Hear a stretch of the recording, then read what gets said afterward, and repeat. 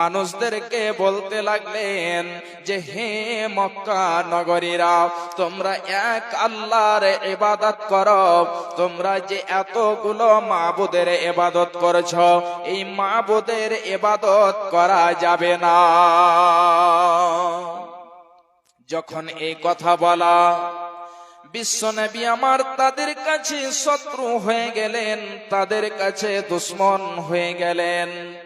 যে নবীকে আমিন বলে ডাক দেওয়া হতো, যে নবীকে তারা সাদেক বলে ডাক দিত, এই যেন নবীকে তারা শত্রু করে দিল, তারা যেন শত্রুতা কায়েম করে দিল। ভাইজান বাপজান আমার, একদা বিশ্ব নবী আমার সাফা পাহাড়ে যে চড়ে নিলেন। সাফা পাহাড়ে যে উঠে যাওয়ার পরে বিশ্ব নবী আমার ডাকতে লাগলেন, ইয়া সাবাহা, ইয়া সাবাহা। যখন নবীজি আমার এই কথা বলে ডাক দিলেন, তখন যেন মক্কা নগরীরা, যাদের কানে এই কথা যে পৌঁছেছে, যাদের কানে এই যেন শব্দগুলো যে পৌঁছেছে, তারা সবাই যেন ছুটে চলে এসেছে। এই জন্য এসেছে যে এটা হলো মুহাম্মাদের আওয়াজ, এটা হলো মুহাম্মাদের গলার কণ্ঠ। হায় রে মুহাম্মদ, মুহাম্মদ আজ পর্যন্ত এই মতো করে ডাকেনি, কিন্তু আজকে কি হয়েছে যে মুহাম্মদ আজকে ডেকে ফেলেছে? মুহাম্মদ কোন বিপদে পড়েছে? যে বিপদে পড়ে যে সে আমাদেরকে ডাক দিয়েছে। মক্কায় এটা যেন প্রথা ছিল, মক্কাতে এটা রওয়াজ ছিল, যখন কেউ বিপদে পড়ে যাবে, যখন কেউ মুসিবতে পড়ে যাবে, এমন সময়তে একটা উঁচু জায়গায় চড়ে নেবে, আর সেই উঁচু জায়গায় চড়ে নেওয়ার পরে উলঙ্গ হয়ে ডাক দেবে। যখন তারা যেন এই মতো করে ডাক দেবে, তখন তারা সবাই বুঝে নেবে যে এই ব্যক্তিটি বিপদে পড়ে গিয়েছে, মুসিবতে পড়ে গিয়েছে, এই ব্যক্তিকে উদ্ধার করতে হবে। ঠিক ওই মতোই বিশ্বনবী আমার যেন মক্কায় যেন একটি পাহাড় রয়েছে, যে পাহাড়টির নাম হলো সাফা। ওই সাফা পাহাড়ে উঠে যাওয়ার পরে ইয়া সাবাহা বলে ডাক দিয়েছে, সবাই যেন ছুটে একত্রিত হয়েছে, মুহাম্মদ সাল্লাল্লাহু আলাইহি ওয়াসাল্লামের কাছে এসেছে। আসার পরে বলছে, হে মুহাম্মদ, বলো দেখি তোমারে কি হয়েছে, তুমি কোন মুসিবতে পড়েছ, তুমি আমাদেরকে বলো, আমরা তোমার যেন সেই মুসিবতকে উদ্ধার করার জন্য, মুসিবত থেকে তোমাকে উদ্ধার করার জন্য আমরা একত্রিত হয়েছি। যখন এই কথা বলা, বিশ্ব নবী আবার বলছেন যে হে মক্কা নগরীরা, তোমাদেরকে আমি একটি কথা বলার জন্য একত্রিত করেছি। যে কথাটি হলো, আমি যদি তোমাদেরকে বলি যে এই পাহাড়ের পিছন দিকে একটি দল রয়েছে, যে দলটি, যে শত্রুর জামাতটি তোমাদের প্রতি সকাল কিংবা সন্ধ্যায় আক্রমণ করবে, তোমরা বিশ্বাস করবে কিনা? সবাই যেন এক বাক্যে বলে ফেলেছিল, সবাই এক বাক্যে বলেছিল, অবশ্যই। কেন তোমাকে এই কথা বিশ্বাস করব না?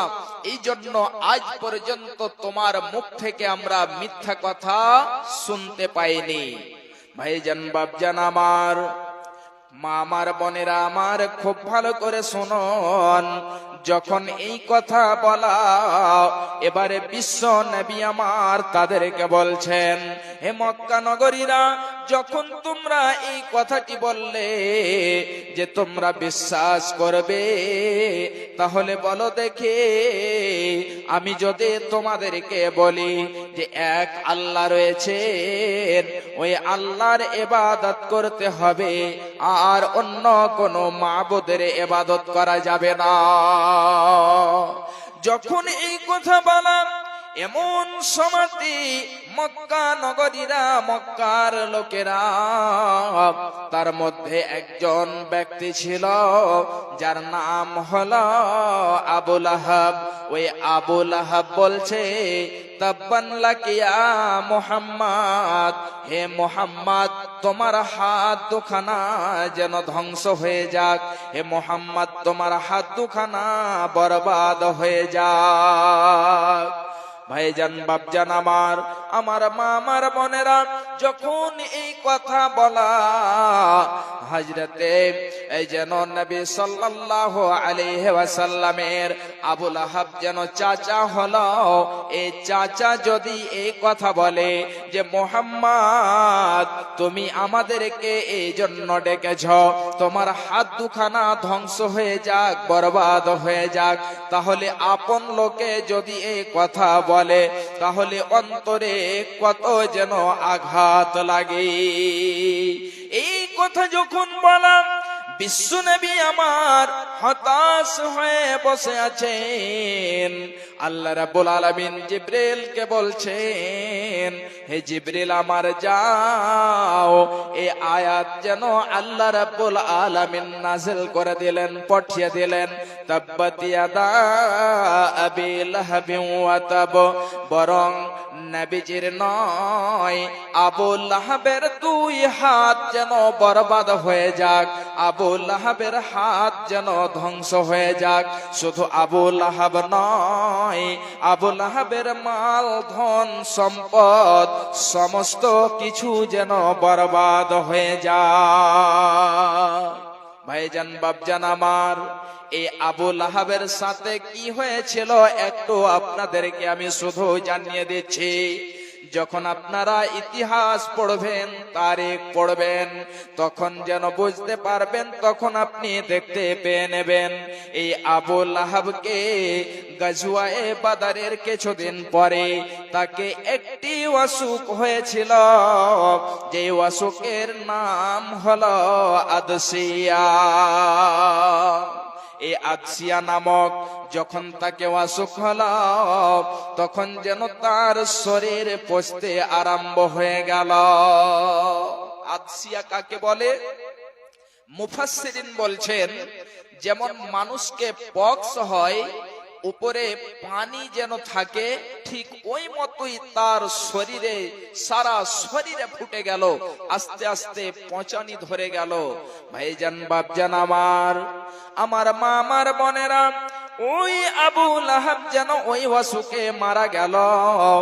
যখন সে মারা গেল, তার এমন যেন শরীর থেকে দুর্গন্ধ বের হয়ে আসছে, তার কাছে কেউ যেতে পারে না, তার বিবি যেতে পারে না, তার ছেলে যেতে পারে না।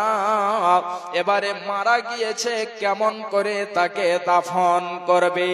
যদি তাকে উপরে রেখে দে, তাহলে তাকে যেন পাখিতে খাবে, শ্রীগালে খাবে, কুকুরে খাবে, এটা লজ্জার বিষয় হবে। এবারে যে করে হোক না কেন, তাকে মাটি দিতে হবে, তাকে দাফন করতে হবে। তার ছেলেরা নাকের মধ্যে কাপড় বেঁধে নিয়ে একটা গর্ত খনন করে, বাঁশ দিয়ে, লাঠি দিয়ে, খড়ি দিয়ে তাকে ঠেলতে ঠেলতে নিয়ে যে ওই গর্তের মধ্যে তাকে ফেলে দিয়ে তার উপরে ঢালা মাটি চাপিয়ে দেওয়া হলো। তাহলে দেখেন যে আবু লাহাব নবীজির জন্য বদদুয়া করেছিল যে হে মুহাম্মদ, তোমার হাত দুখানা বরবাদ হয়ে যাক, হে মুহাম্মদ, তোমার হাত দুখানা ধ্বংস হয়ে যাক। এবারে দেখেন আল্লাহর কি নীলা, আল্লাহর কি খেলা, যে আল্লাহ রাব্বুল আলামিন তাকেই যেন ধ্বংস করে দিলেন। ওই আবু লাহাবকে এমন এমন করে ধ্বংস করলেন যে তার ছেলেরা পর্যন্ত ভালোভাবে তাকে মাটি দিতে পারেনি।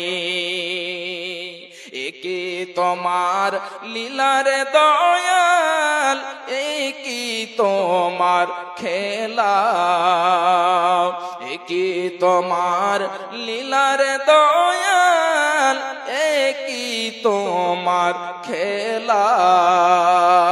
কেন দেখাও ভবের হাটে নানা রঙের খেলা, একি তোমার লীলার দয়াল, একি তোমার খেলা, একি তোমার লীলার দয়াল, একি তোমার খেলা। তুমি কাউরে ডোবাও, কাউরে ভাসাও, কাউরে উঠাও তীরে, একি তোমার লীলার দয়াল, একি তোমার খেলা, একি তোমার লীলার দয়াল, একি তোমার খেলা।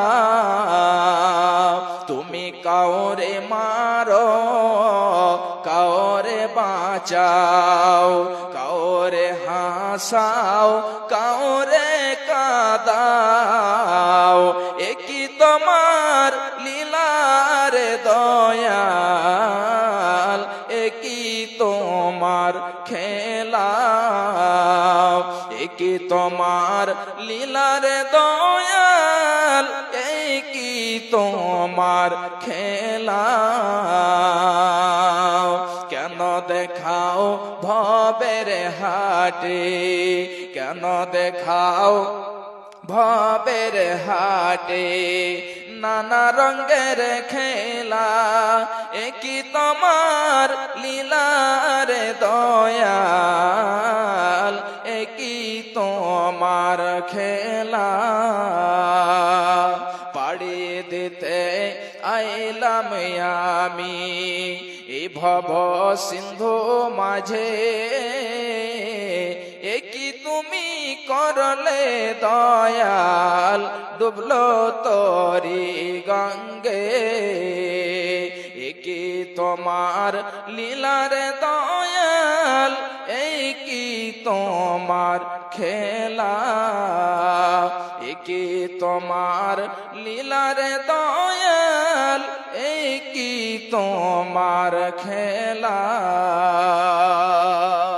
ভাইজান বিশ্ব নবীর জন্য বদদুয়া করেছে।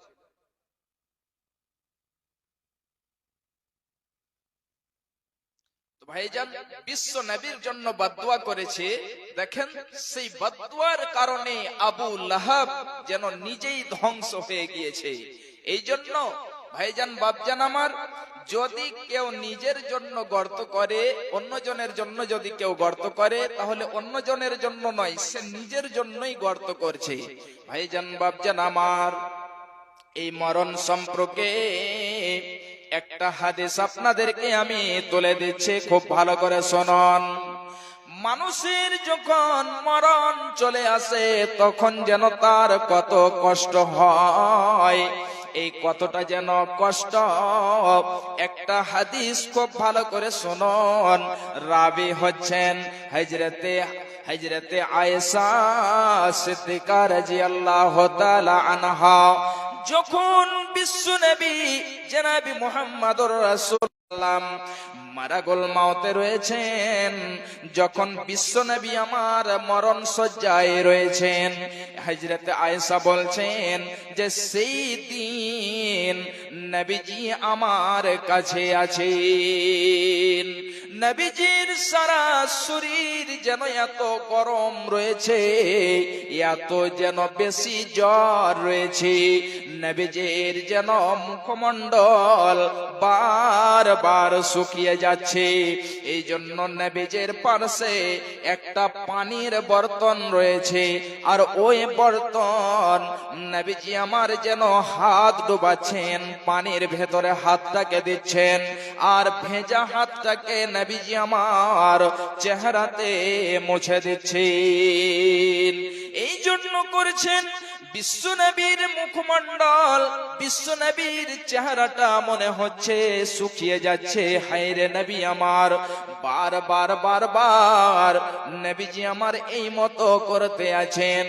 এমন সময়তে বিশ্ব নবী আমার বলছেন, লা ইলাহা ইল্লাল্লাহ ইন্না লিল মাউতি লাসাকরাত। বিশ্ব নবী আমার এই কালেমাটি বললেন, লা ইলাহা ইল্লাল্লাহ, তারপরে বলছেন ইন্না লিল মাউতি লাসাকরাত। বিশ্ব নবী আমার বলছেন, আহ কি মরণের কষ্ট।